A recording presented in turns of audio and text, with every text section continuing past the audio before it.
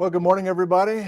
Welcome to Ellensburg, Washington, USA. I'm your host, Nick Zentner, and we have a few students who are in the room already, a safe distance away, of course. What's the local time, and are we functional? Sorry, Patrick.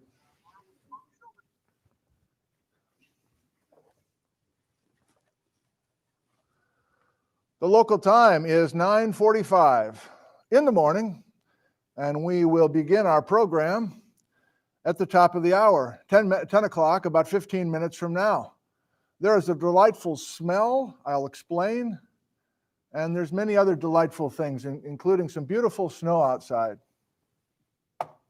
I hope everything is well where you are. Are we functional?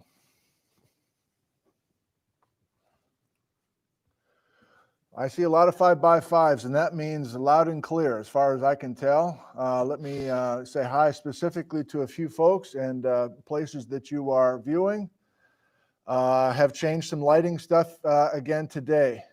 Lisa, good morning. Oscar, hello. Where are you viewing from? Nashville, Tennessee.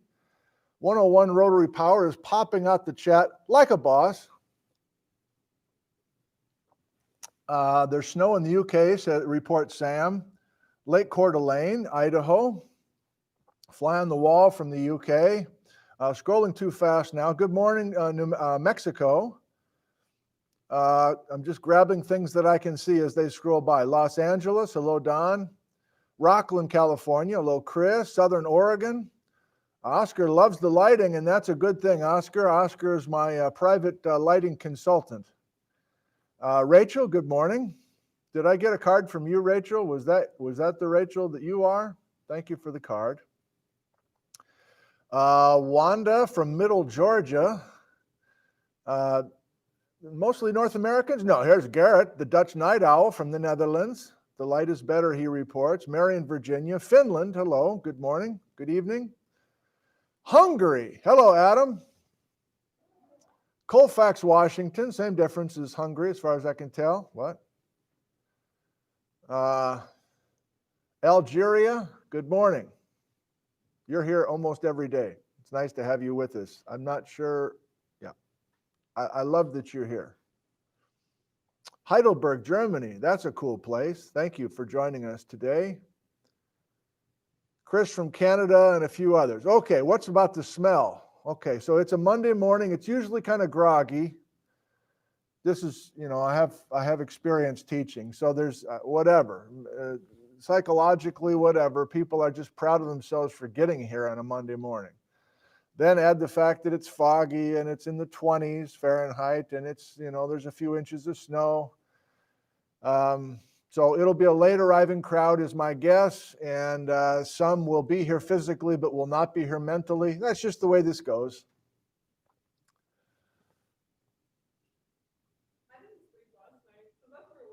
Hope has not slept, so she's not well, you might be groggy, but for a different reason.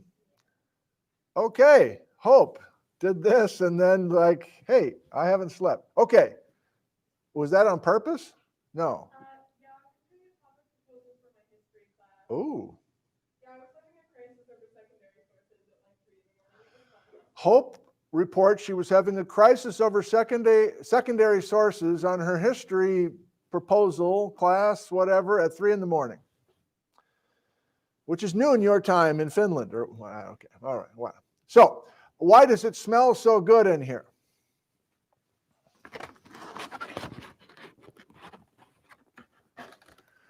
This episode of Nick from the Classroom brought to you by Vindman's Bakery in downtown Ellensburg. You got to love it. Now, can I show you what Jeff, the owner of Vindman, I'm yelling now, but I'm excited. Can I show you this without spilling everything on the floor? Keith from Kelso. Are you with us live, Keith? Say hi if you are. Keith called Vindman's Bakery, I guess, a few days ago and said, I want to order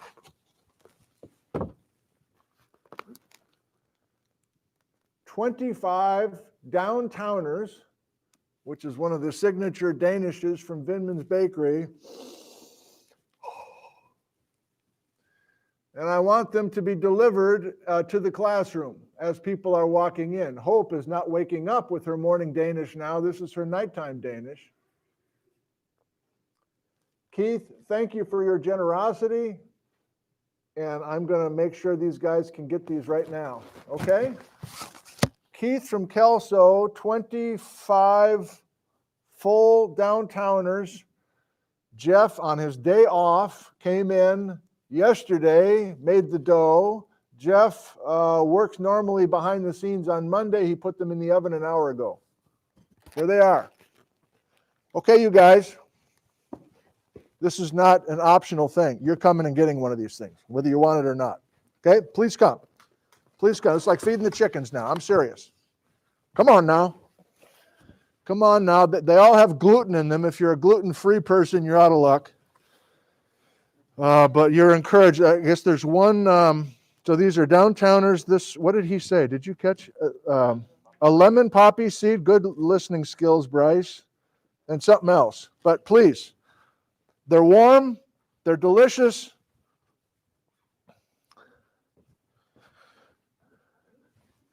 Vindman's Bakery, you've got to love it. Thank you, Keith, very much.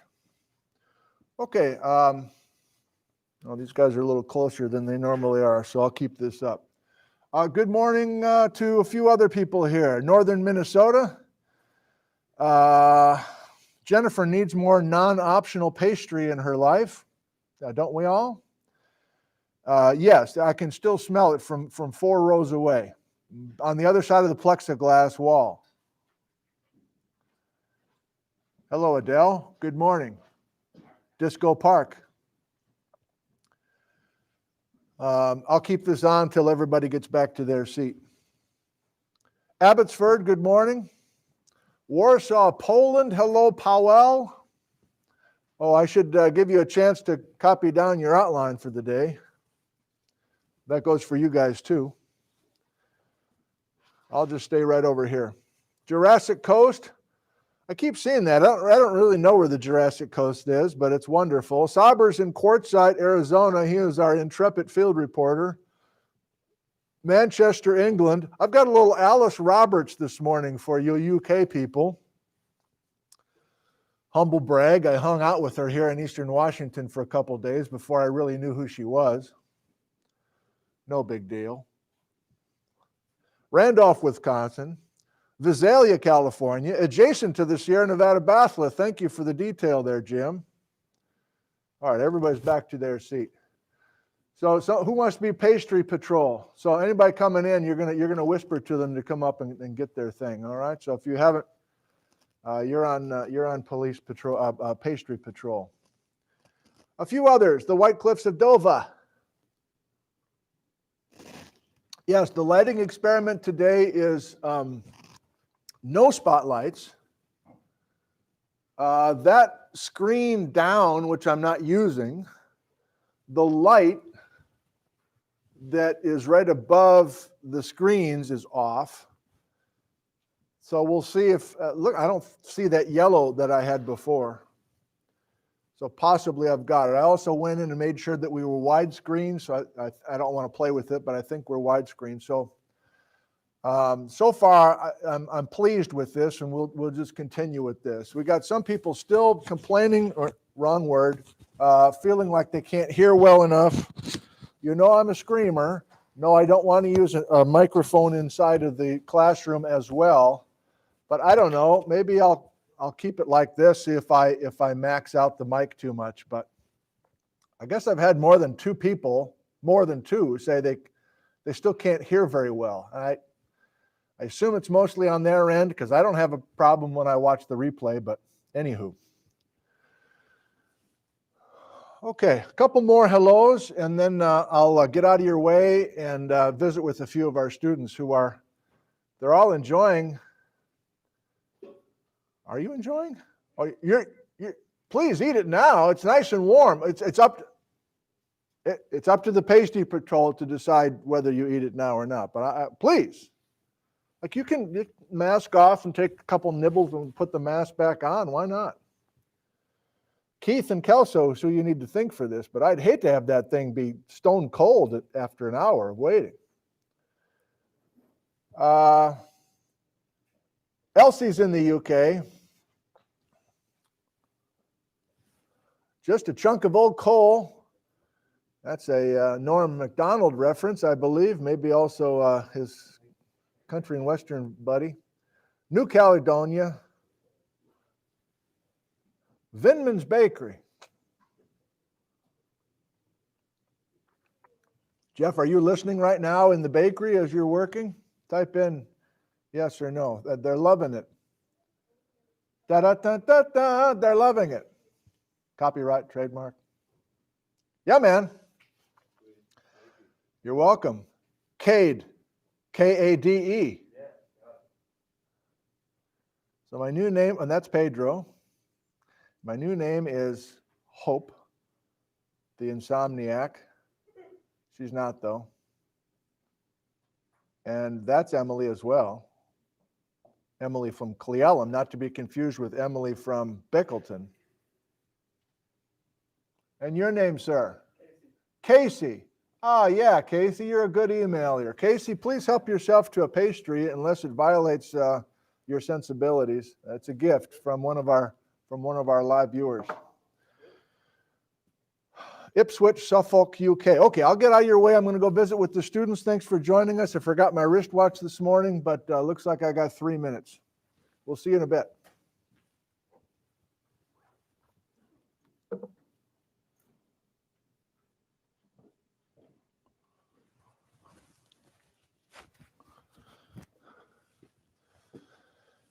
Oh, Casey.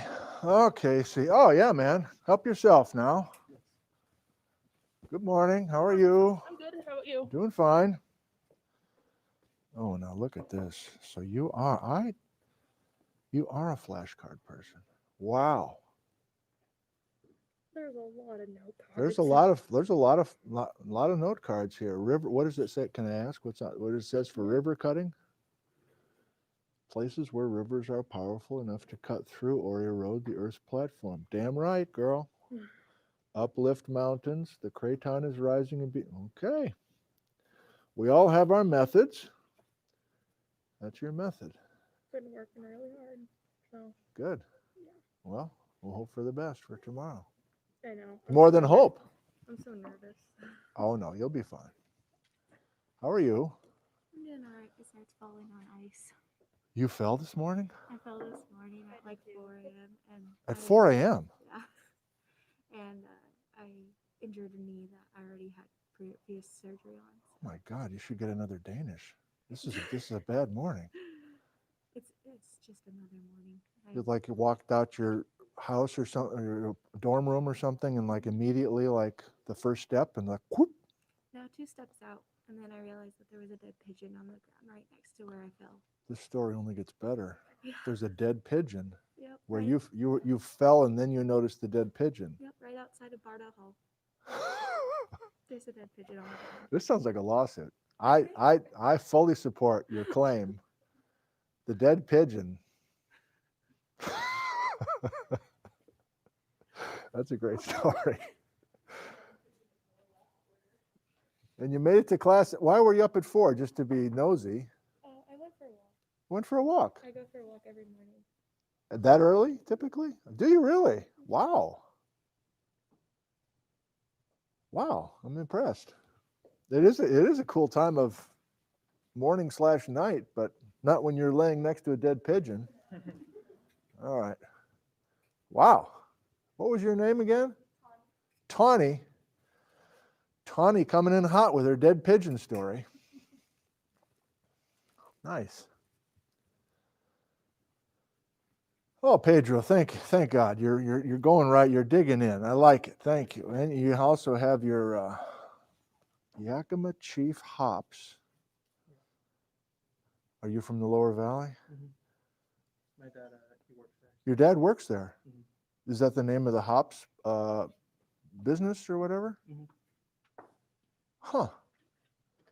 So you grew up in like Granger or Stranger. yeah, really? Yeah. Did you tell me that already? I sent you the email. Oh, that's right. The email. subject line farm. Yeah, that's right. That's right. So he's, oh wow, I've never heard of Yakima. Has it always been called Yakima Chief Hops, do It you was think? like Yakima Chief Ranches or some point. I see. And I they see. changed it a couple. It's been like a decade. Yeah. Yeah, he's done it his whole life. Wow. He's Hand labor, is he a manager kind of a person yeah, now, like or? hand labor and then manager, and now he's like, I don't even know what position he is. Oh, he's up higher yet. Yeah, he went higher recently. Nice. Mhm. So when's the busy time for hops? Is there a harvest? August through September. Is it? Yeah. I should have guessed that. That makes Every sense. like every Saturday he just like goes. And Oh yeah. does his Oh, thing. I'm sure. I'm sure. Well, very cool. Yakima Chief. Okay, we got most everybody. I don't see Devontae. A couple others. What time is it? I'm lost without my wristwatch. Is it 10, Bryce? I don't have your name yet. Jordan. Jordan. Mhm. Last name starts with a P. Prosper. Got it. Yep. And you're from where, Jordan? Seattle. Okay. All right. Well, you told me which high school. Can't remember. That's it. That's it. Okay. Apparently it's 10 o'clock according to Bryce. I don't know if we can trust that source, but hot mic.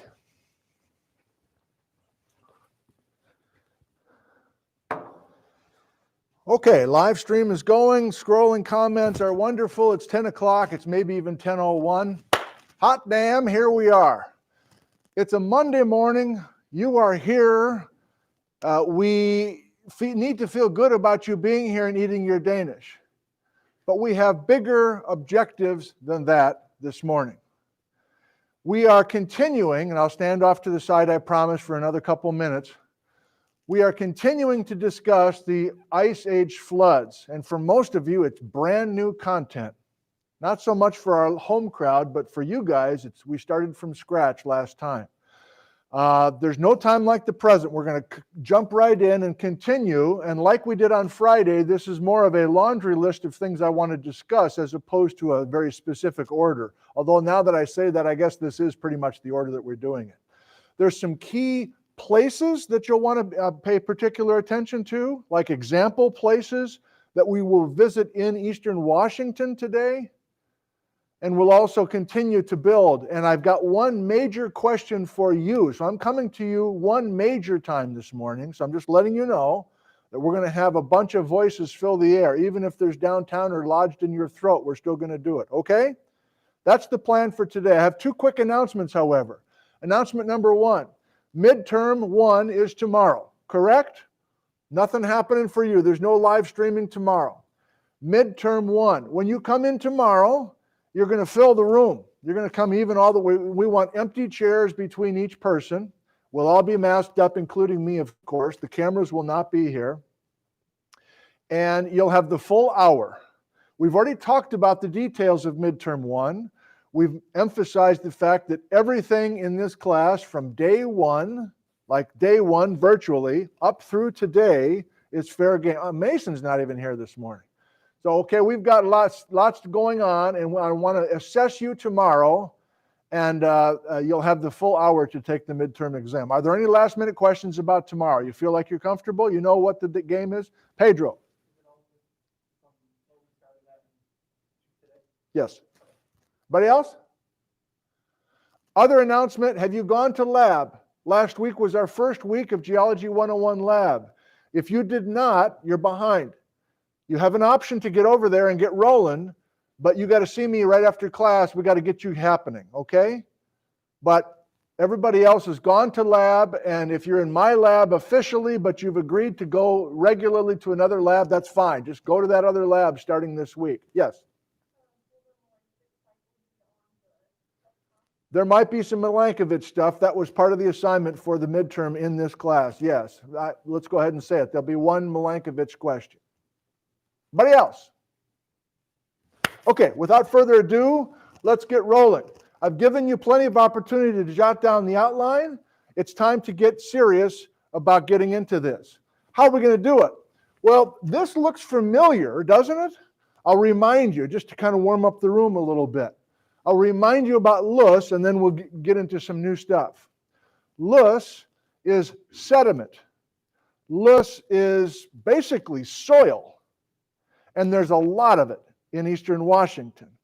We call it loess because loess is a very specific particle size. Kitchen flour, do you recall? Actually, I'm coming to you right away. Where did that loess come from that's now sitting there beneath all those wheat fields? Question, and that's the answer. You got it? Where did all that loess come from, Tim? It was definitely wind carried, and it probably was coming from the ice sheet somehow. But the emphasis, which I didn't emphasize as much on Friday, but I wanted to, that's why we're starting here, the Ice Age floods did not bring the loess in, right? Instead, looking at the Yellow Book, we decided that before the Ice Age floods, the loess was already here. Wind-blown silt, the loess, and it was just a continuous blanket of that loess covering the entire state.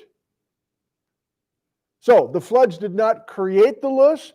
Instead, if we flip from page 13 to page 14, as we did briefly last time,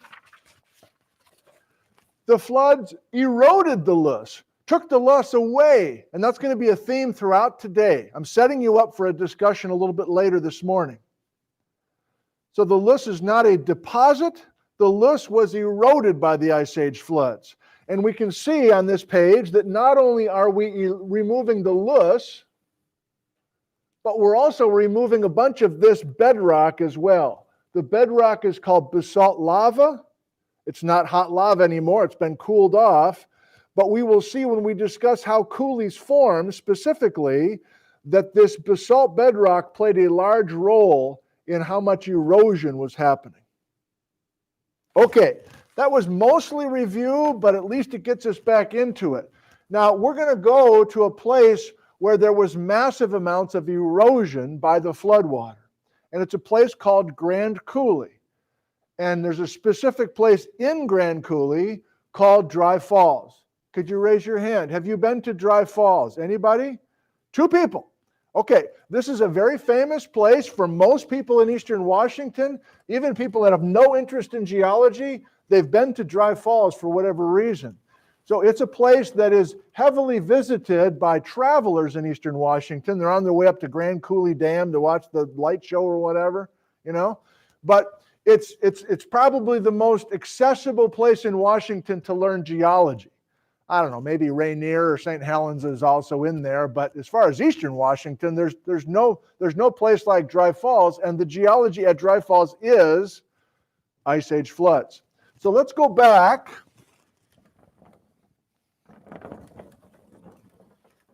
Let's go back to that map that we had last time. We're going to break new ground now. We've barely done anything so far.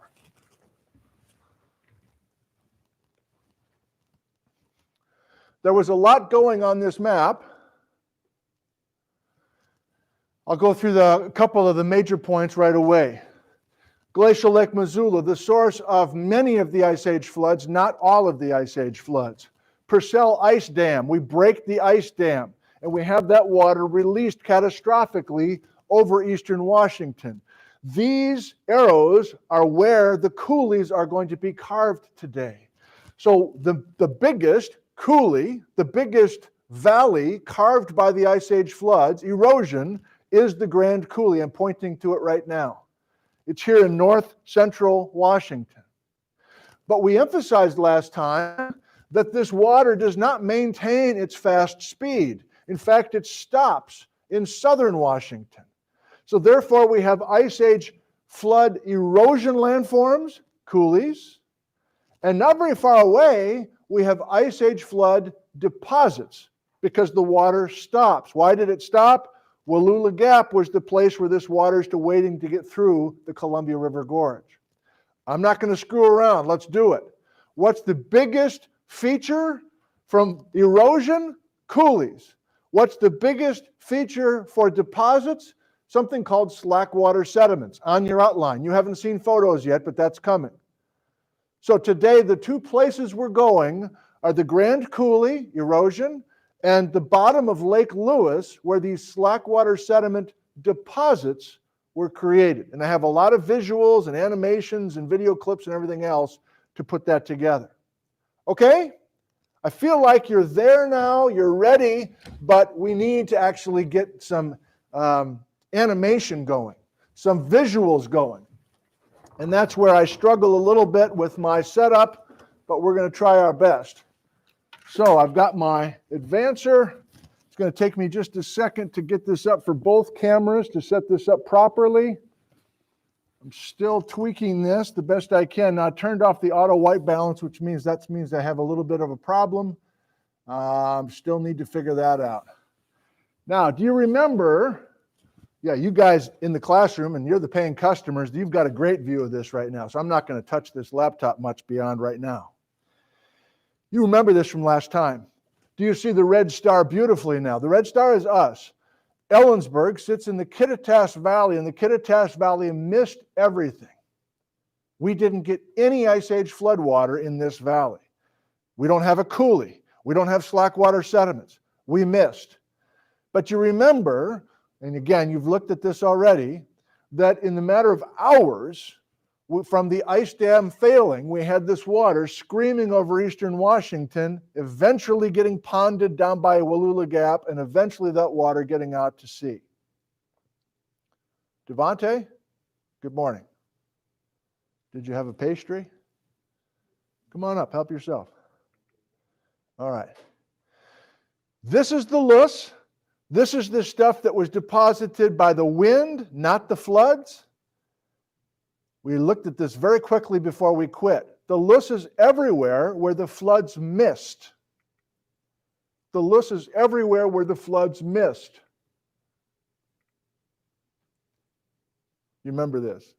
But where the floods hit, we have a few islands of this fragile loess where the floodwater missed, but on both sides of this frame, on both sides of that frame, the loess has been swept away. Now, in this case, we haven't formed a coulee. We've just swept away the kitchen flour with the Ice Age floodwater. So we're still up by the Grand Coulee generally. But now we talk specifically, and this is brand new now for the rest of the way. Why is this coulee forming?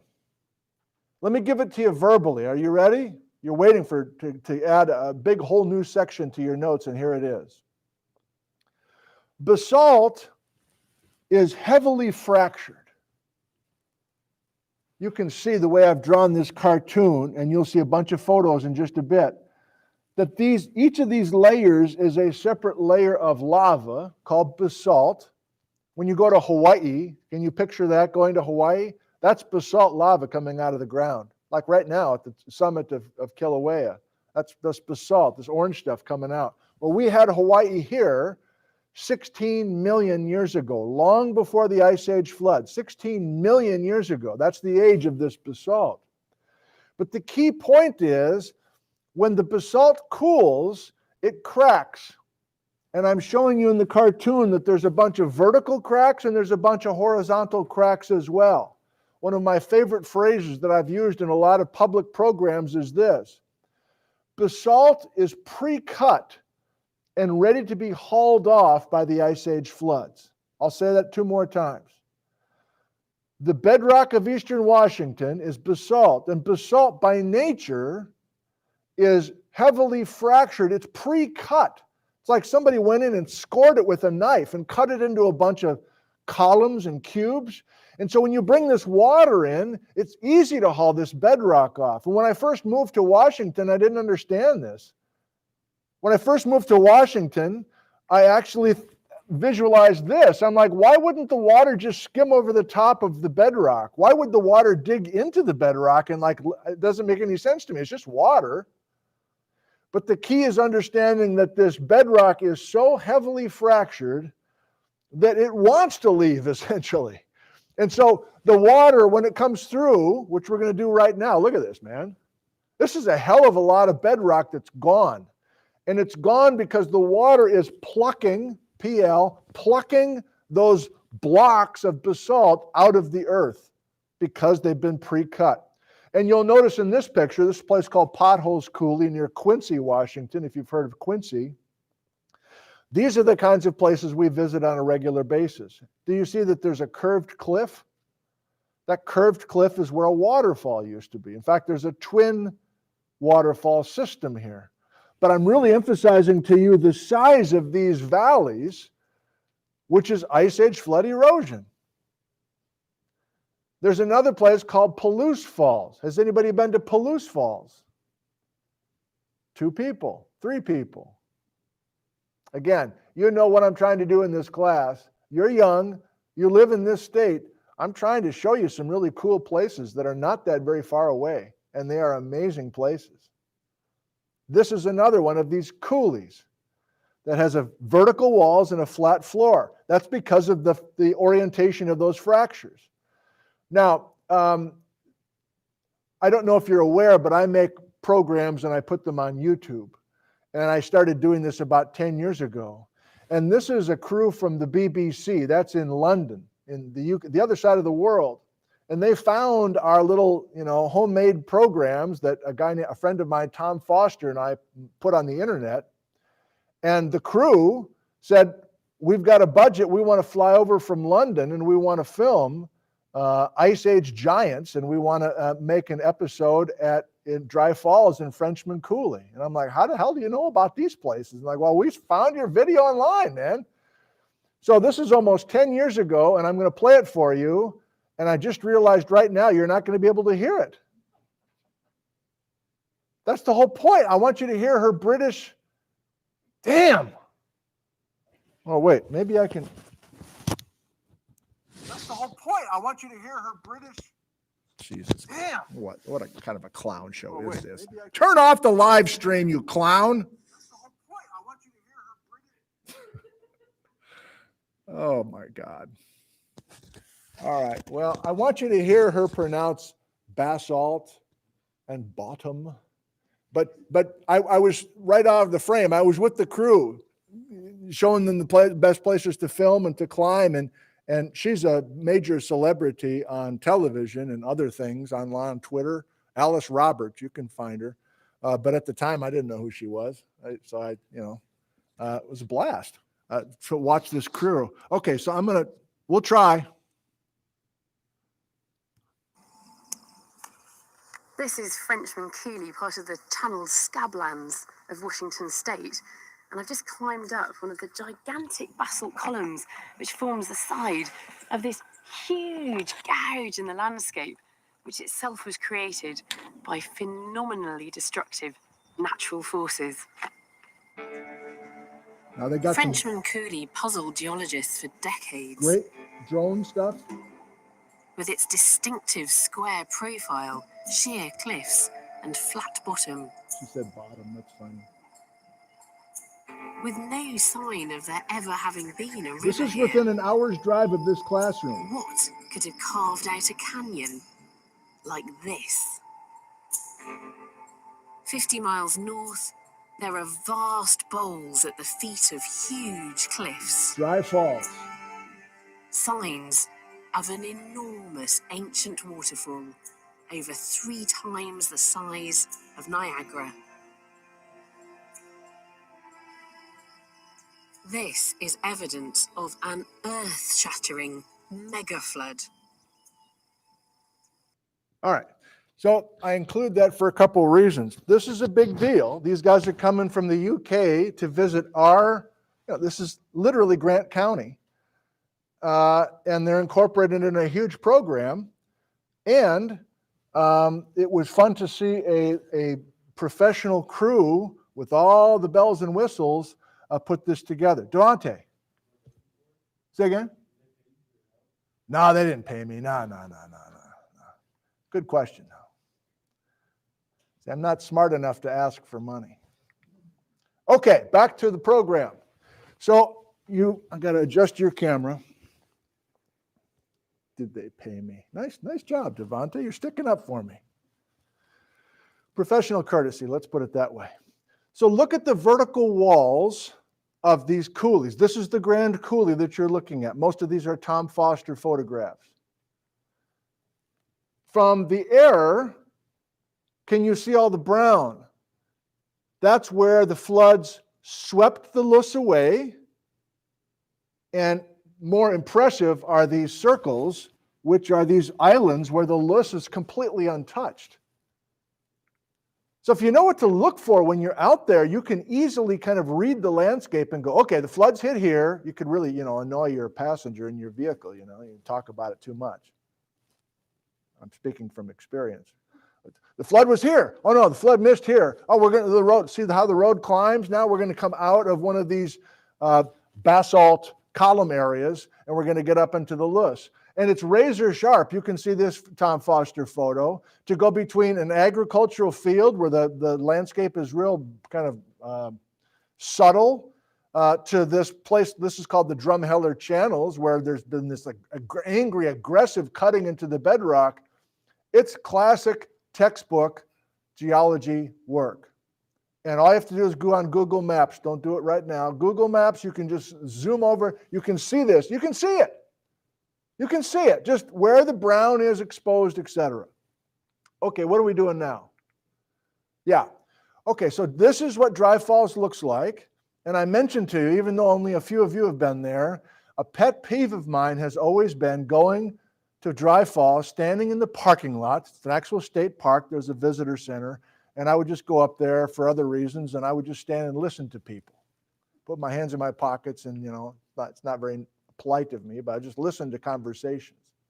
And they're reading some of the interpretive signs, and they're visualizing Niagara Falls, saying stuff like, isn't it amazing that in prehistoric times there used to be a Niagara Falls waterfall here? And they would be visualizing do you know what Niagara Falls looks like? It's a horseshoe-shaped cliff, and there's this kind of perpetual waterfall, this river, the Niagara River, is falling over that cliff. It would piss me off every time. I wouldn't say anything. I'd start muttering to myself. I'd go back to my vehicle. I'd just shout to myself in the car the whole way home. Why don't these people understand what really happened? It's not their fault. The interpretation, the data that we have says it was way more than a simple river. Devontae, get off the phone. This is good. So this is a place that's more than 100 years old of interpretation, and Niagara Falls keeps coming up. Wrong. It's not the complete visual.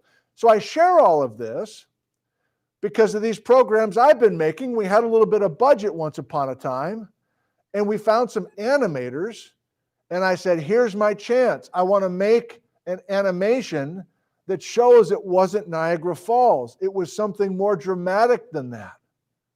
So this is in Portland. Found this crew, walked in, talked to them, probably stayed too long, overdid my stay, but I was excited. They were fun.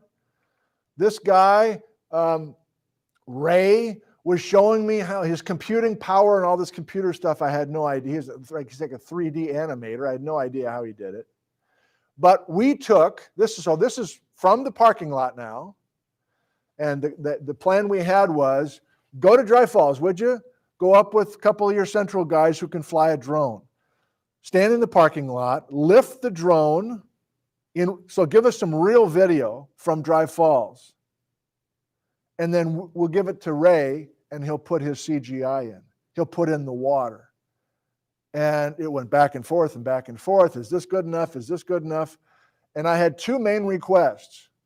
That cliff is 350 feet high. And there's evidence for sure that there was 350 feet of water with a massive flood coming down the Grand Coulee. So instead of a little, passive little river coming over the cliff, a more accurate approach is to have a 350-foot column of water going over a cliff of the same thickness. And if anything, I think we underdid it. We were conservative. And of course, I've heard from a ton of people like, we're exaggerating, this is all baloney. Like, fuck you. No, we're not. Sorry, Patrick. Okay, so here we go. This is real drone video with Ray's fake water to simulate one of the dozens of floods that came over. So what you're looking at is how a coulee is created. It's really, and I'll just give it to you verbally because it's hard to we don't have time to stress it all out or kind of draw it all out. I'm going to do that again. These coulees form as you erode the lip of the waterfall. So think of the erosive power of this water that's brown, that's coming, it's brown because it's got a bunch of loess in it, by the way. It's coming over this cliff, and the cliff is going to be eaten off. It's going to be broken away. And we're going to change, with each major flood, the position of the lip of the waterfall. Now, we did a couple of different shots, and then Chris Smart, the guy who did all the drone stuff, had an idea. He says, what if I pull up high enough where we can get something from human scale to show how small we are compared to the scale of these floods? So he grabbed this drone video that has, yeah, there we go. Okay, so he's got an RV, that's a real RV driving down the road. And of course, everybody loves it because they can picture, is this guy going to survive? Well, there was no water. The guy was trying to outrun. Otherwise, he would have accelerated. That's a more accurate portrayal of the erosion in places where these floods are traveling. Who's got questions? Devante was not paid for that either. Went down and just gave them my consulting on geology for free. You look scary? Yeah. Well, remember, I said this very quickly last time. We don't have any direct evidence yet of Native Americans living in the area during one of those floods, but it's likely that there was human suffering during at least some of the youngest floods. So, you know, it's cute for us to make something like that, but those were bad days for people who lived in the area, and we don't have any direct evidence of that. Casey? Wouldn't you not have direct evidence of people living back then if the water is so powerful it corrodes the bedrock? Wouldn't it do the same thing to human bodies? So there'd be like nothing left. Are you kind of asking why we don't have archaeological evidence yet? Or you're thinking, I'm just like making a redundant question, like wouldn't you not have evidence because it erodes so strong? if we only had Native Americans living in the floor of coulees and then this water was just like this, it seems unlikely we'd have anything to look at. You're right. You're saying that we would just flush the whole, terrible to say it this way, flush the whole village downstream. We don't have any archaeological evidence yet that's as old enough to match the youngest of our Ice Age floods. And so until we have that, and I think we will, but until we have overlap in the ages of people were definitely living here, like in a dry place that didn't have water, and then we have young floods, then we can kind of put this together. I got to move on. I'm glad that you're interested now. Look at these potholes. So I'm just trying to give you, this is back to real life now. This is not animation. These are, can you see that truck? There's a blue truck right here. And these holes are 50 feet deep. They're drilled by water. I mean, you can't make this stuff up. Okay, now we get to the actual part of the program that I'm leaning on you. This is an erratic. Now, we've talked about erratics before when talking about glacial ice. Remember? The ice sheet or the alpine glacier was moving, it was carrying big boulders, and then it drops the boulder, and then the ice moves back. We're not doing that today. These are erratics that were moved by the water. So please take good notes right now. We're back to talking about erratics, but these are not glacial erratics, technically. Glacial erratics are ice-deposited boulders. That's not this. This discussion right now are Ice Age flood erratics. We've got to make sure we've got that before we move any further. Now, there's no glacial till in the neighborhood. We're south of the terminal moraine of the ice sheet. There's no evidence of ice anywhere, and yet we've got these boulders all over the place. It's amazing. Let me show you a few more photos. These are all Tom Foster photos. Oh, shit. I gave it away. Sorry. So, my question is this. If this is an erratic from the Ice Age floods, how do you imagine this boulder being moved by the water?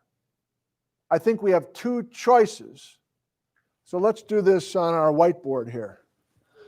What's one possible scenario? Like, Tim. That seems like a pretty big boulder and it's pretty high up. So I guess I'll start with the simpler case. Water could have just moved these boulders, right? Water. So I think we're going to have two choices for how the water moved these boulders. And Tim, I'm going to put words in your mouth now. Can I spell? One option is just water. Oh, man.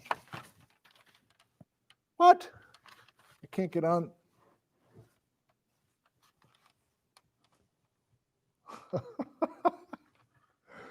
Water tumbled. Man, this is harder than I thought it was going to be. Water tumbled. So, the floods we just saw, we're imagining this. Tim, I don't know if you are. We're imagining this. So at the bottom of the flood, like bumping, bouncing down the floor of the Coulee. I should have had this on a loop. That's what I mean by water tumbled. Okay? Tumbled or bouncing ass over tea kettle down the floor of the Coulee. Is there another choice? Somebody else? There has to be. I've got number 2 here. What is another way that the Ice Age floods, maybe a more creative way, that the Ice Age floods could move boulders? Not tumbling them. What's another choice? Tim, go ahead. Pushing them? Well, the water, it's just water. It's just liquid water. Tim will come to you in a second. Somebody else? Let's go back. Let me give you a hint. Again, not Tim.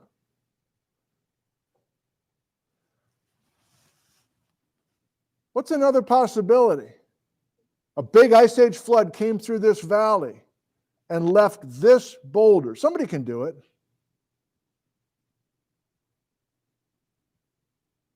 I'm not satisfied. I wanted to I'll give you a couple more hints. We looked at the animation of the ice dam failing. What was being created when the ice dam failed? Yeah. Was it in the ice, like, and then it melted and dropped? Say again. So ice from the glacier had rocks in it, and then when it melted, it dropped the boulder. What? Yes, when that ice dam broke, what were floating in the water? Chunks of ice. You kind of saw that, but I'm looking for it specifically. This sounds almost impossible, but we have good evidence for it. Many of the erratics were not tumbled by the floods.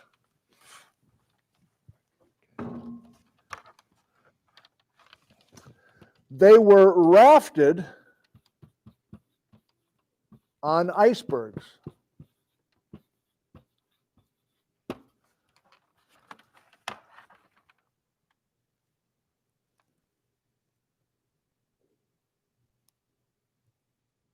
We know what an iceberg is. Big ice cube floating in the water. It's up on top of the flood, right? It's up on top of the flood, not at the bottom. Is it Isaac? Aiden. Aiden says, maybe we have some big boulders that were in the ice dam, yes. And the iceberg has big boulders on it or in it, yes. And you're like, seriously? Are we really considering that as a possibility? Well, here's really what I want from you. How can we decide which of these two options is true for a bunch of these photographs?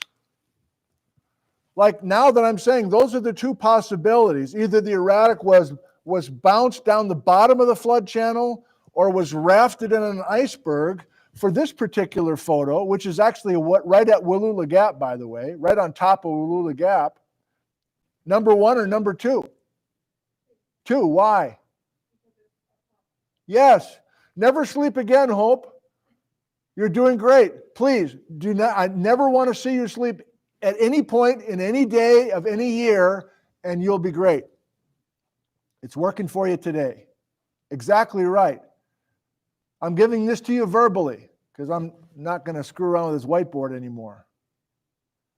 One piece of evidence that your erratic was rafted in on an iceberg is if the erratic has a high elevation today. It's not rocket science. Here we are at a high elevation on the wall or the side of this canyon, and yet there's an erratic. In fact, there are hundreds of them. It's truly outstanding. You hike in the high country above the Columbia River, Bryce, I don't know, I guess above your place in Carson, and you can find these, do you know any boulders, by the way, that look like they're erratics above Carson?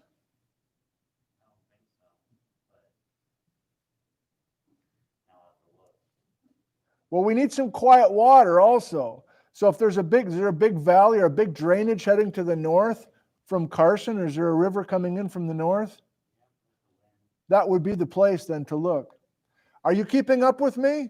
One major criteria is elevation of the erratic. If it's a high elevation, and even better, if it's to the side of a flood channel, as opposed to being right in the middle of it, that's a great vote for ice rafted. Let me show you a few more photographs. Look at these are huge boulders, man. And I'm telling you that we have good evidence that they were moved in on icebergs. Believe me, we've had a lot of people out there working this out. It's not just an idea. There's no other possible explanation. Tim. Go ahead. Yep. Good. Beautifully done, Tim. Here's another piece of evidence. This is going to be on the exam tomorrow. You need more motivation? Okay, we're going to be talking about this. So we're looking for, now we got people really fired up. Good. In addition to the elevation, I'll say it again very, very quickly. Is your erratic in Ice Age flood country at a high elevation to the margin of a channel? Great, ice rafted. Is it a low elevation sitting in the middle of a coulee floor? Flood tumbled. Now Tim adds another piece. How about the shape of the erratic? Is it rounded? Is it more rounded? If it is, then aren't we going to be doing this ass over tea kettle thing? As you bounce these erratics, aren't you going to knock off some sharp corners? God, why didn't I put that on a loop? And this guy, for instance, is more angular. There's more sharp corners, which is just a vote. Nobody saw this. Actually, some people probably did see this, Native Americans, but nobody's written this down. So when you go out and take a hike, as we could, over to Vantage, just 30 miles away.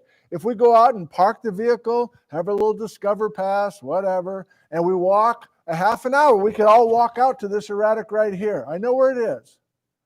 And we could have this discussion out in the field and make the debate.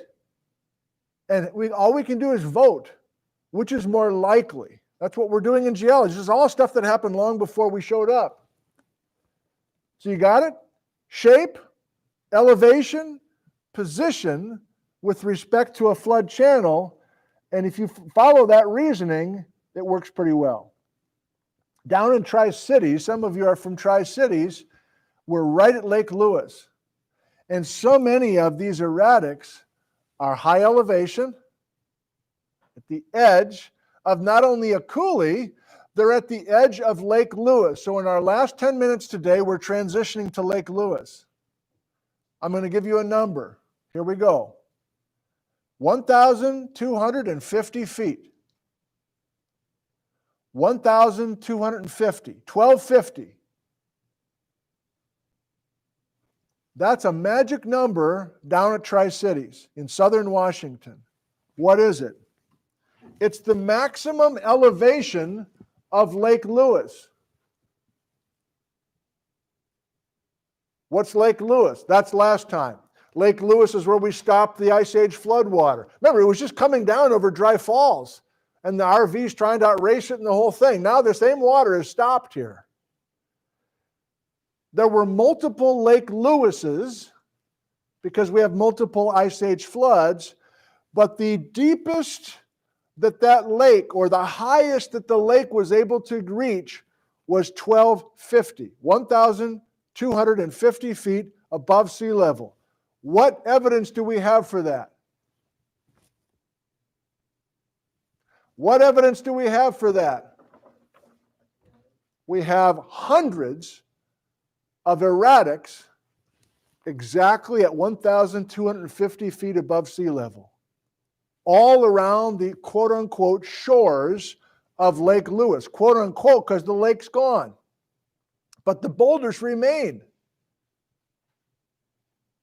So occasionally I'll talk to somebody, some farmer or something, like, yeah, I'm down there Granger Way, Pedro, yeah, I know that guy, his dad there works at, oh yeah. Anyway, I heard about the floods there, the Ice Age floods. I'm talking like he's from Wisconsin, that's wrong. Anyway. He said, I'm not sure the floods got to my property or not. I think I got one of them erratics. I'm like, what's the elevation of your place? 1,300? Nope.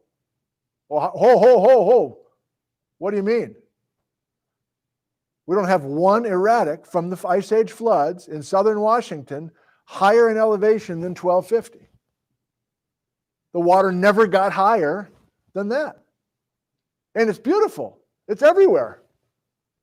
You've got it. Ice rafted. So in other words, there was an iceberg that came maybe over dry falls, an iceberg carrying some boulders that made it all the way to Lake Lewis, an iceberg that kind of found its way to the edge of the lake.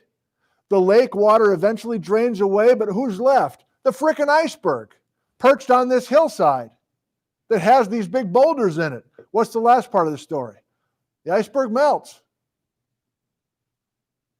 This is so cool. Hope. Nice to see you. Okay. Thought your hand was up. All right. I got one more concept in the lesson. Yeah, we're doing okay. They're everywhere. This is right off the freeway. Do you know Tri-Cities? Do you know the exit? I forget which one it is. It's right in the vineyard, right off the freeway on the west side. Now, this is, I'll say it quickly, it's not that big a deal. But we are now being able to come up with the dates of some of these flood events by studying the surface of these erratics. You're like, how? Like, what does this say? These are erratics. Tom Foster sitting on an erratic that was, the flood came in 18,200 calendar years ago. How the hell do we know that? Again, not going to spend time in this class, but we have a way to sample the surface of a boulder, study parent and daughter isotopes and radioactive decay that was kicked off by cosmic rays. And you're basically calculating how many years that boulder has been sitting there exposed to cosmic ray inundation.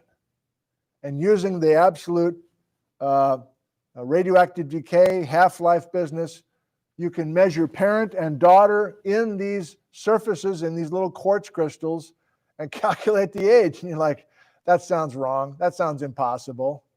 Well, a bunch of these cosmogenically determined surface exposure dates match beautifully with a bunch of this old school field data. So it is a thing. And so we're just in the last 10, 15, 20 years, we're starting to get actual boulders tied to certain dates. I've lost some of you. I don't know how that's possible. I've lost some of your interest. Come on. Am I shouting too much? Well, how about this? Let's bring you back. We're done with the boulders. And the last thing we're looking at are these amazing layers that are along the Columbia River. Slack water sediment layers. So according to your notes, are these layers Ice Age flood deposits or Ice Age flood erosion features? Deposits, thank you. Who wants to put this together for us? Who wants to teach the class for us right now? How do these slack water sediments get created by the Ice Age floods? And where are they being created? Where in Washington can we find these slack water sediments? Somebody besides Tim and Hope. Come on, we can do this. We can do this. Where can I find these slack water sediments? Yes. Thank you very much. At the bottom of Lake Lewis. Lake Lewis, southern Washington, where the water stops. Thanks for getting us started, Aiden. Isaac. Who can take Isaac's contribution and make one step further? How are we doing this, Pedro? Why are we making stuff at the bottom of the lake?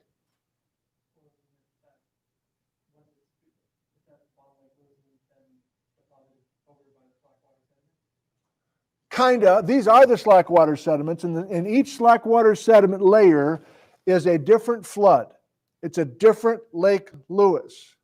Let me guide you all a little bit. Why was the water brown coming over Dry Falls in our animation?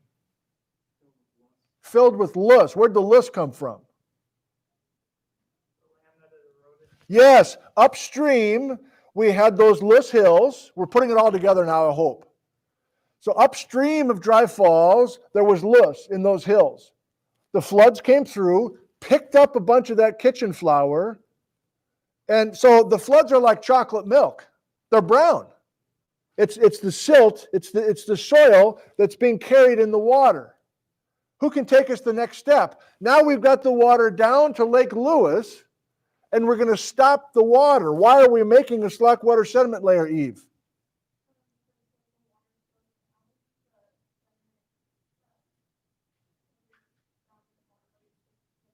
You got it. I'm going to make it even more extreme than what you just said. We're just focusing on one of these layers now. The idea is this. The water arrives and forms Lake Lewis. It's still water, right? It's a lake. It's a fucking lake. Sorry, Patrick. The lake is chocolate milk day one. But day two, how's the color of the lake going to change? Going to be a little bit lighter brown. Next day, a little bit lighter brown, the lake water. Next day, by the time we have a week of the lake water sitting there in Lake Lewis, the lake water is clear. What's happening? Gravity is pulling the loess, pulling the silt to the bottom. This is almost like a miniature version of our deep sea sediment thing. Remember where we had all those skeletons falling to the bottom? That's a danger. I forget I said that. No. Basically, we have a freshwater lake that's getting clearer and clearer water every day because the loess is finally falling out. The loess can only fall out of the water because the water is dead. The water is still. When the water was moving quickly, there was no time, there was too much energy for that loess to fall out. You're following, man. Most of you are. I can see it. So the challenge then is to count up how many slack water sediment layers we have and count up how many floods we have. That doesn't sound too hard. Look at these layers. They're amazing. And not only are the layers recording different Ice Age floods, therefore each one is a different Lake Lewis, there are some deposits between Ice Age floods. Remember, we were thinking it was what, 50 to 100 years between floods. I didn't say that before. I said that for Lake Missoula, remember? Glacial Lake Missoula, I said it's going to take us 50 to 100 years to fill that lake. That's our estimate based on the evidence we have so far. So what I'm saying here is each glacial Lake Missoula that bursts is a separate Ice Age flood in southern Washington. Oh my God, look at this. This is near Walla Walla. This is a private canyon you can't go into, but I've snuck in there a little bit. And some others when it was a little bit more, let's not go there. There's 40 slackwater sediment layers, 40 ice age floods, 40 Lake Lewis's. And between two of the slackwater sediment layers is a beautiful layer of volcanic ash from Mount St. Frickin' Helens. Not Mount St. Helens from 1980. I know that was before you were born, but this is like more than 16,000 years ago, an eruption of Mount St. Helens. But this is included because we can't really get good dates on the slackwater sediments. It's just dirt, essentially. But we can get precise ages on the volcanic ash. So there's just a few precious datable layers within this slackwater sediment cake. Finally, with the 1 minute I have left, there's a place called West Bar, which is in this county. It's along the Columbia River, but these amazing current ripples that are huge. It's one football field from one ripple to the next. And that's evidence of major ice age floods coming down that valley. It's tough to get there unless you have a boat. It's right across the river from Crescent Bar, if anybody knows where that is. But there are famous places like West Bar, amongst these other famous places, that are very clearly telling a story of more than one ice age flood between 18,000 and 13,000 years ago. And if you hear a totally different interpretation and different story about the ice age floods, I guess that's fine for other parts of the world, but for our data, which is robust now, you better make sure that the person telling you that story addresses this very specific and hard data that we have in Eastern Washington, including dates for the last two ice age floods that came down the Columbia Valley. Thank you, young people. Bryce, how many pastries we got left? Bryce is on pastry patrol. I appreciate you coming. It's time to go back to the telephones now. Thank you for participating. Bryce, how many left? 9 left. Take a second one if you're enjoying the downtowners, or grab a first one.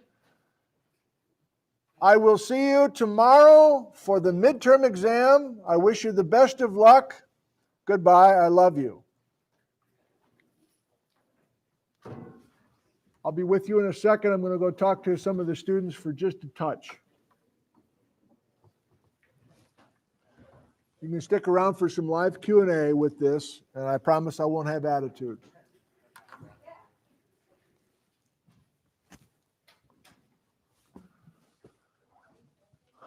Oh, yeah. Take two. We okay? Everybody good for tomorrow? Thanks for the pastry. It was really good. Oh, you're welcome. That's Keith and Kelso. Thank you, Casey. Anybody got anything to say or ask? I'm about to visit with these guys. You're going to go take a nap? Yeah, that was the plan. I was like, I'll stay up, go to geology, Yep. and I'll crash.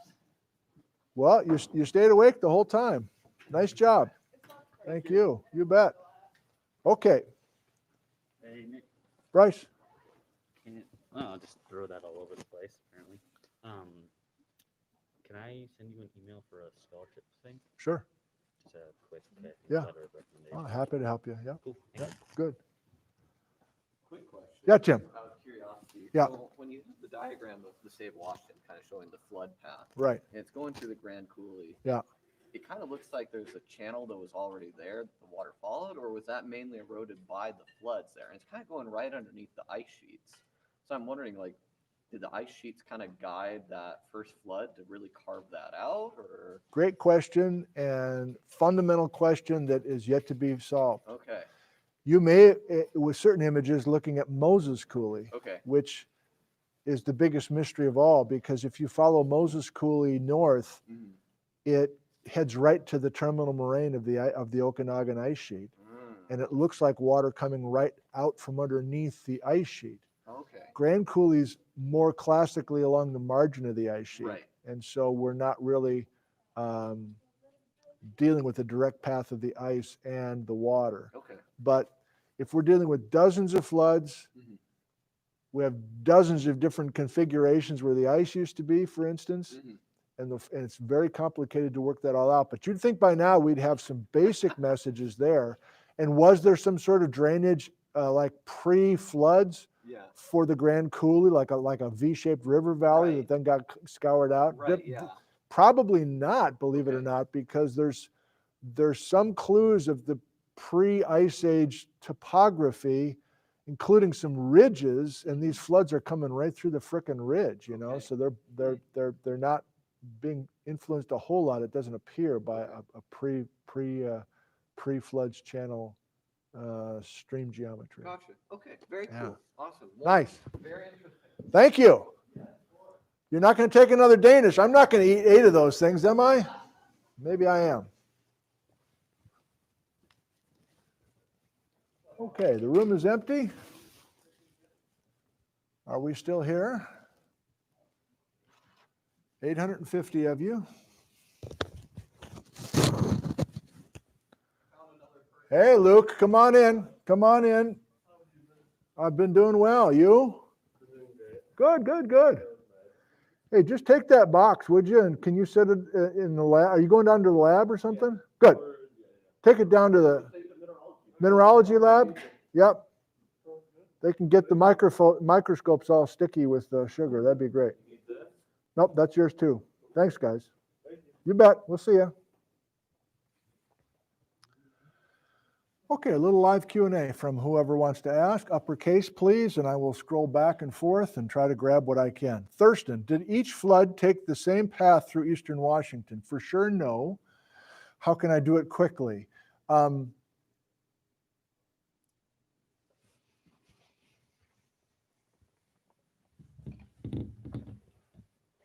Oh, bonus coverage here. Bonus coverage.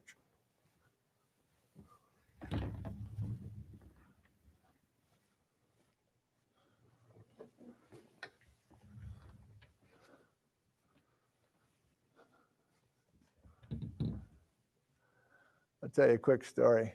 I had the bright idea to make permanent outlines. This is paint. And I was so proud of myself. I had an overhead projector. I projected it. I got everything set. This is a few years ago. Then I got done and I'm like, I could have kept doing that, but I didn't make one of them upside down. So I can't just do that flip thing. All right. Let me give this to you as quickly as I can. The question was, did the floods travel the same path each time they happened? And the answer is no. This is, I don't know, is this Vantage? And this is John Stockton's house, and this is Seattle. And 18,000 years ago,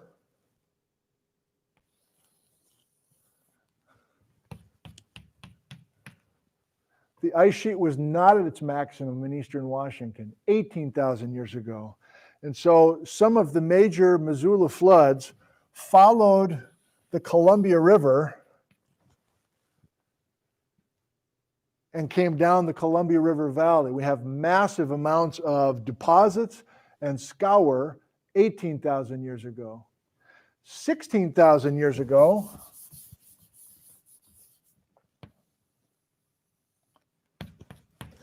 the Okanagan lobe reached its maximum. And therefore, oh no. Is that Vantage?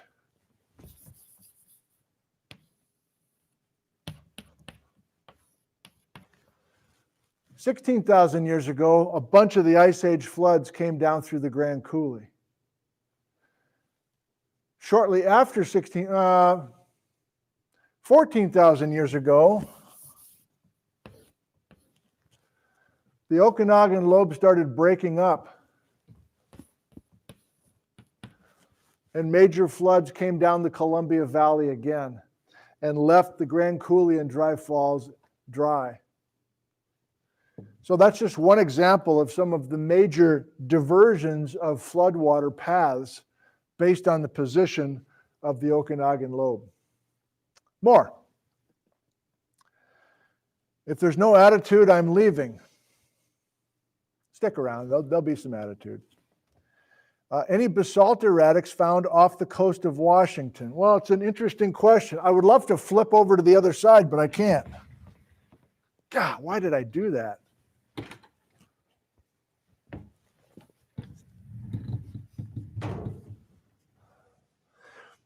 It depends on who you talk to, but it feels like much of what we've learned about the number of floods, the size of the floods, etc., feels like most of that has been already worked out with the available evidence that we have on land.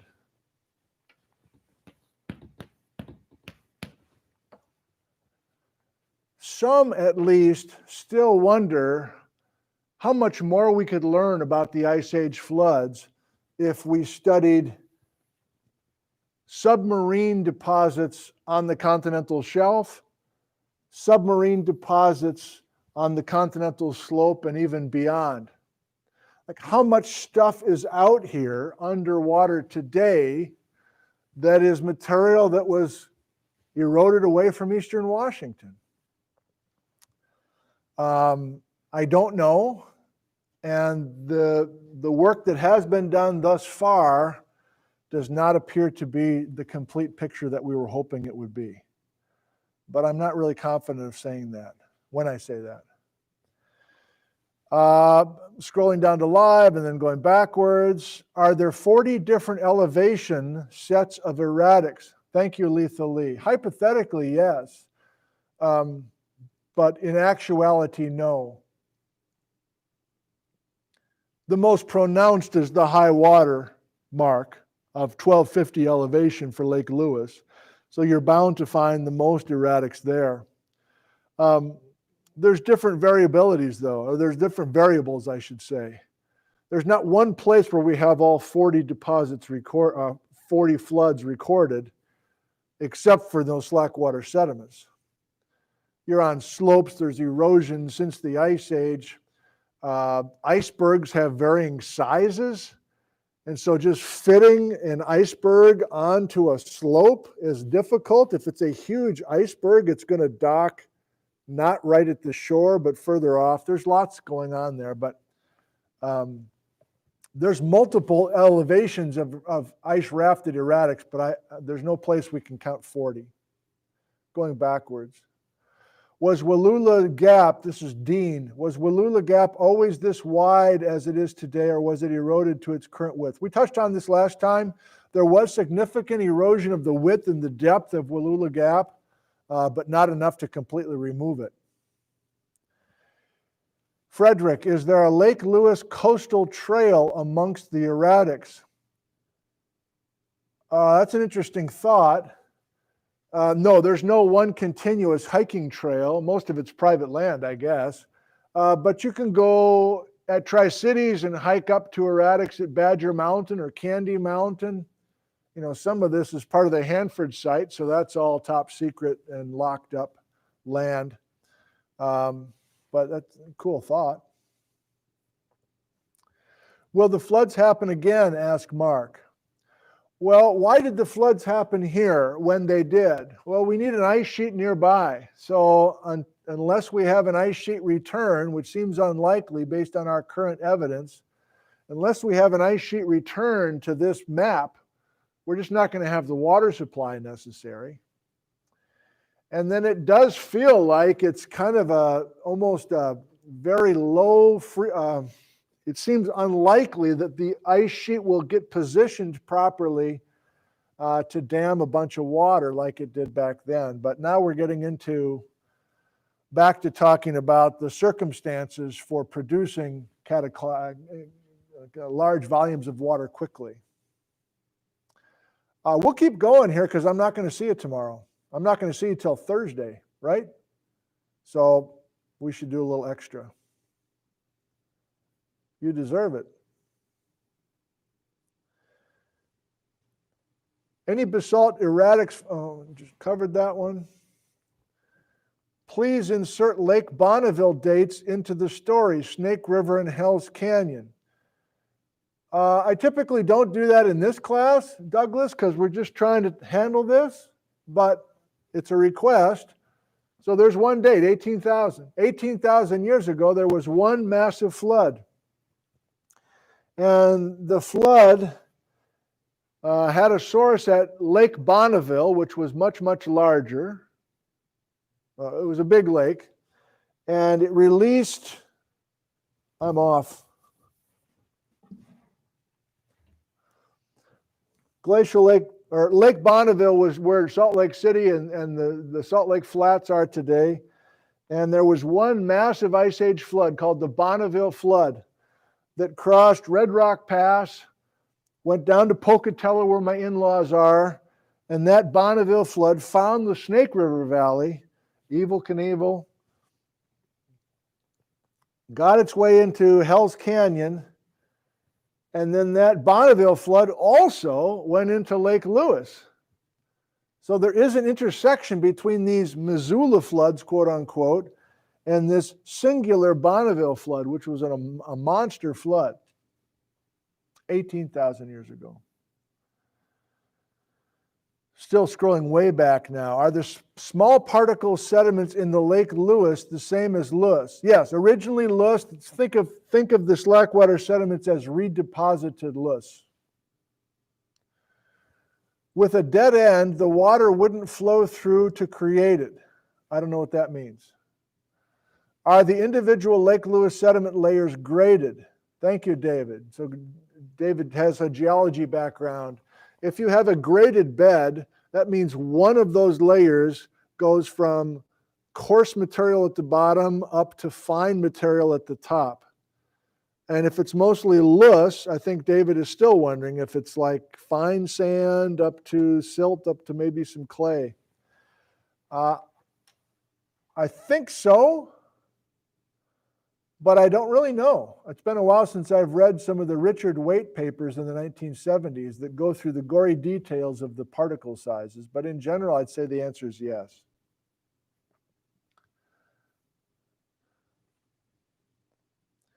Peter, do any coulees have a dead end?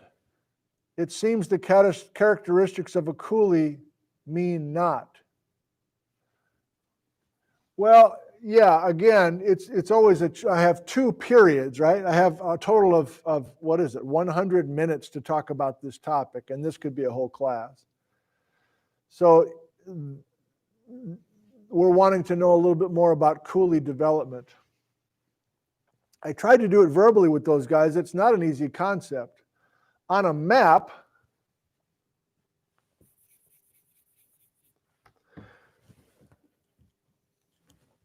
let's enlarge the Grand Coulee.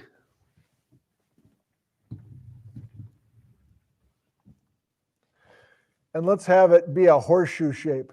So this, the bottom here, my finger is in the coulee. So there's like Alice Roberts, the floor of the coulee is flat. These two walls of the coulee are steep. And then at the head of the coulee, I guess that's your dead end, at the head of the coulee is this curved cliff where we have a waterfall.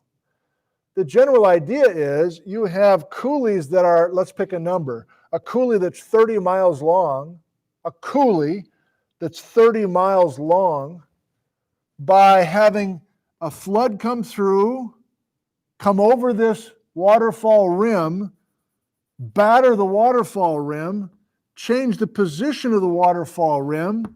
So it used to be here and now it's here. Next big flood comes in, same process.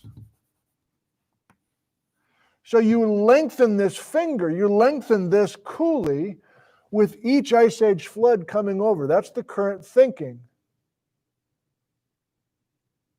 So are there dead ends? I guess if you think of these as dead ends, yes, except the Grand Coulee has, this is like headward erosion, has eaten its way north to the point where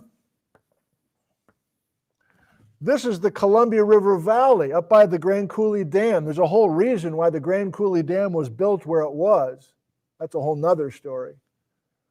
But in the case of the Grand Coulee, one of the last major ice age floods eroded this last little spine of basalt. And so today there's more or less a connection between the floor of Grand Coulee and the general floor of the Columbia Valley. In other words, there is not a dead end on the northern end of the Grand Coulee. And that's why there was a lot of Ice Age floodwater late in the game coming right through the Grand Coulee, because this was is that true? That the elevation of the floor of Grand Coulee was a little lower than the elevation of this valley? I'm not sure that's true or not. But the point is, a bunch of Ice Age floodwater would surge into the Grand Coulee and come over Dry Falls. Moses Coulee, which you maybe heard with the hot mic, student Tim was asking about.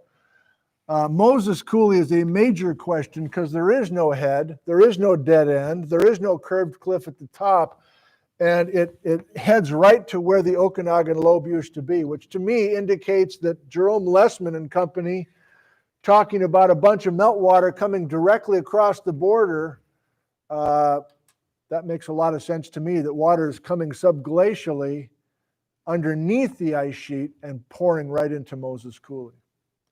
Scrolling back down to live, I'm just hitting the white arrow and the blue circle to do that. You might want to retype your question now that I'm in live for a while, if I haven't gotten to your question yet. Are there erratics buried in the talus slopes of Lake Lewis? Buried in the talus slopes. Well, generally, Lake Lewis is in this area that's real broad and open anyway. It's the Pasco Basin.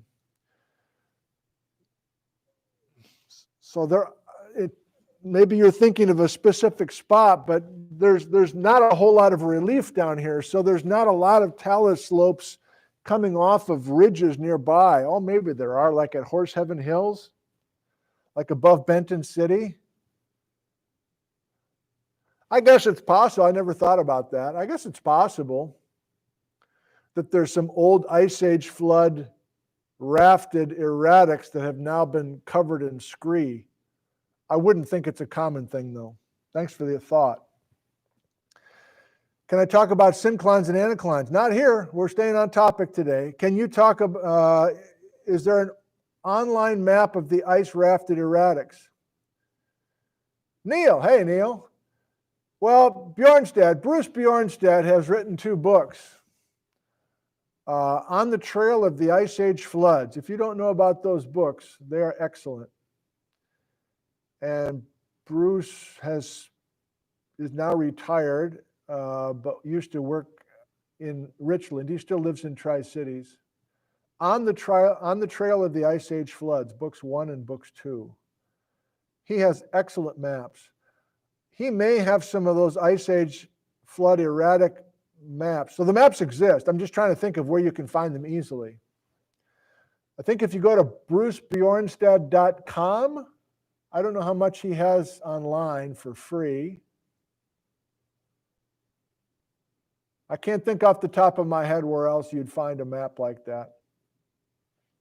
But there's little dots on maps, and Bjornstad is, like for a bunch of weekends would go to Rattlesnake Mountain outside of Benton City, I guess in kind of Hanford land, but he had access, and he counted thousands of these erratics and mapped each one of them, like had a GPS for each of the erratics. Was the ice dam in the same place for Lake Missoula during each flood? Generally, Chris, the answer is yes, but I don't know that area very well. I don't know Lake Pend Oreille very well. And just the geometry of that. That's all been mapped very carefully, and there's lots of geology field trips for professionals and non-professionals to go look at where the ice dam used to be. In general, as I understand it, there's just one major canyon that's going to get sealed off with ice, and it just kept getting sealed off with the same ice lobe.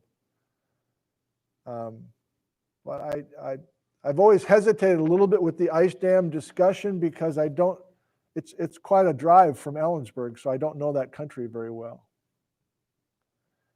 The St. Helens ash age. I think it's 16,100 years, calendar years ago. But we featured it in one of the little PBS shorts that we did, and I've got the best date there. If you type in Nick on the rocks, Lake Lewis? I can't remember what we called the show. I carefully show the viewers that layer of ash. Also in the Bjornstad books.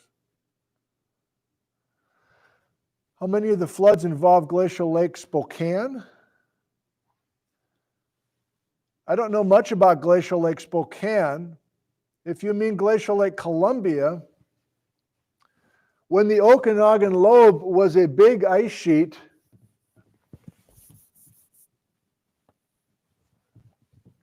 there was another glacial lake.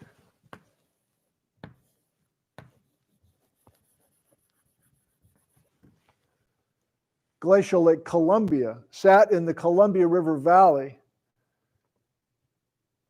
It took me a while to figure this out, but when I finally got it, I was using it in a lot of the programs that we made, those videos. This is a few years ago. But depending on the position of the Purcell Lobe and the Okanagan Lobe, in many cases, you would have a release of Glacial Lake Missoula, 48 hours, and that water would dump into this lake, Glacial Lake Columbia, which was sitting there because the Okanagan Lobe was in place. So it's like this weird daisy chain, like you drain this bathtub and that causes this bathtub to overflow.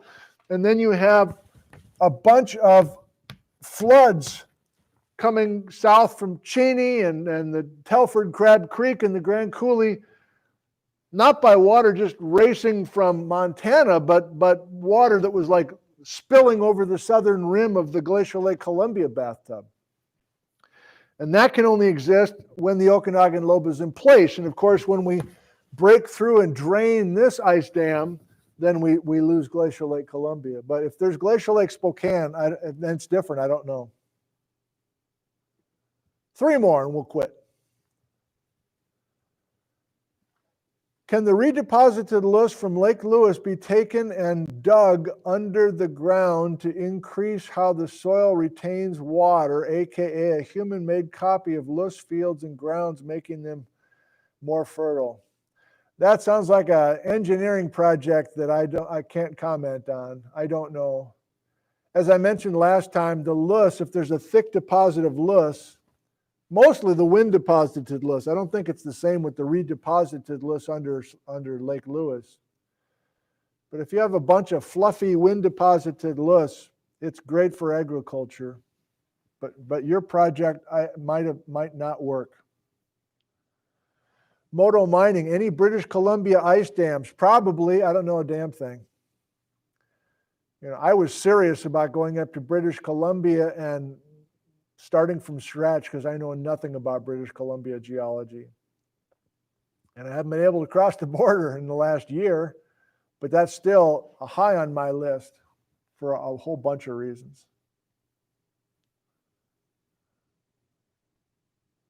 Two more. The pastries are gone. They're down in the mineralogy room. Ice dams were near Cabinate Gorge Dam. I don't know where that is. Seems like wind would, Laurie says, seems like wind would also be moving the loess. It would be very dry during the Ice Age.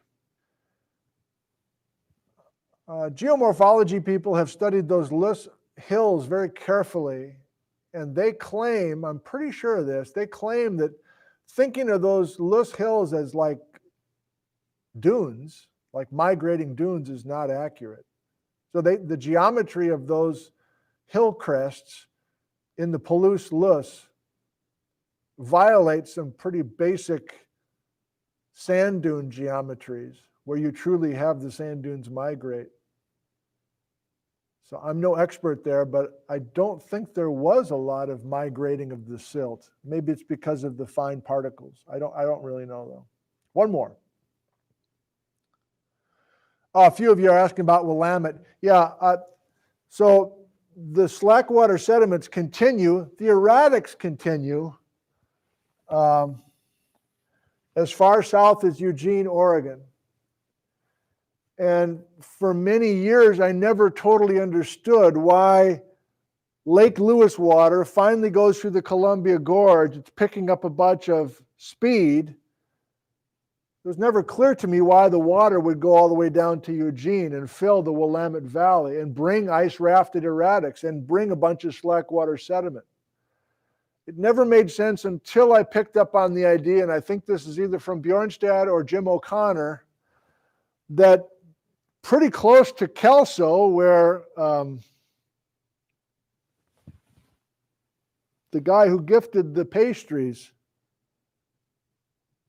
he lives in Kelso. What's his name? Keith. Where Keith and Kelso lives, there is a not as famous a choke point or narrow area as Wallula Gap, but it's like a minor version of Wallula Gap, which again is going to hold the water back. And so while the floodwaters are waiting to go through this choke point, I don't know that area well. I don't know exactly where that choke point is downstream of Portland. That's why we're getting this lake. Is it called Lake Allison? I'm not even really sure.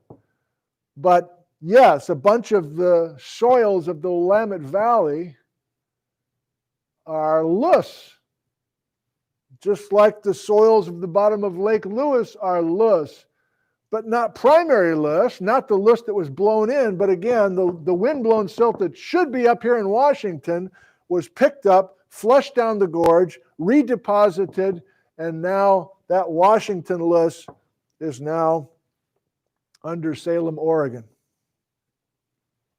So they got our soil. You Oregonians have our soil. Give it back. Okay, 11:20. Thank you for joining us. A toast to you.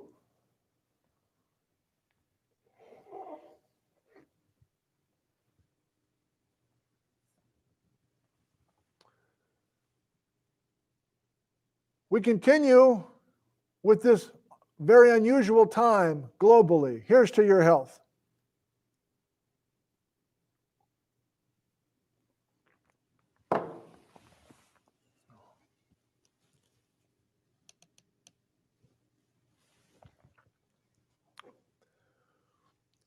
Here's to the health of your parents and your grandparents, the health of your children and your grandchildren, all of your family and friends all over the world.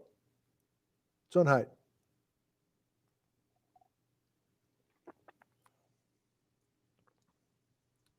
It's my mom's birthday today, 88 years old. Here's to you, Mom. Happy birthday. Thank you for joining us, everybody. I will not see you tomorrow because we're doing a midterm. I won't see you on Wednesday because we never meet on Wednesday. But Thursday and Friday, we're going to start talking about plate tectonics. Have you heard? Plate tectonics are a thing. And we've gone through a full third of this class without mentioning tectonics. That starts on Thursday. Thank you. I love you. And we'll see you on Thursday morning at 10 a.m. Pacific. Goodbye.